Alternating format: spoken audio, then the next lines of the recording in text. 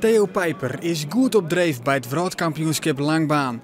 Hij zit op het derde plak in de tussen staan en docht dus mooi om de prijzen. Jannik de Jong had het dreger, hij zit op het 8e plak en had dus in Greens wat goed te matchen.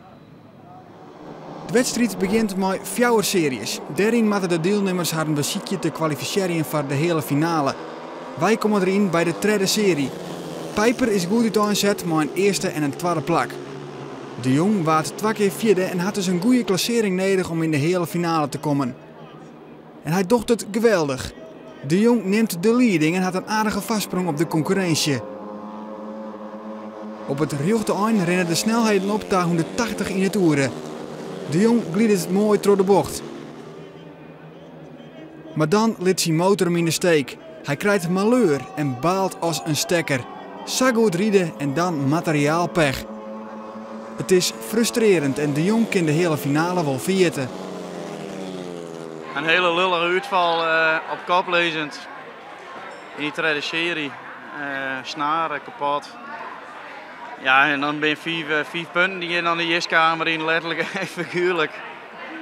En ja, ik die laatste hier winnen moeten en dan hier nog maar een roem in de semis zitten, maar dat lukt er gewoon niet. En dan is het daar fut. Maar Theo Pijper gaat het een stuk beter. Hij wint de hele finale en in de finale eindigt hij als derde. In het klassement klimt Pijper naar het 2e plak en de vrouwtitel jet dus de mogelijkheden.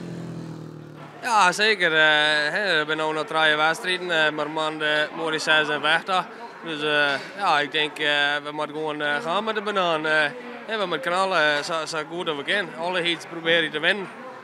Dat doen we sowieso wel, maar dat moet gewoon.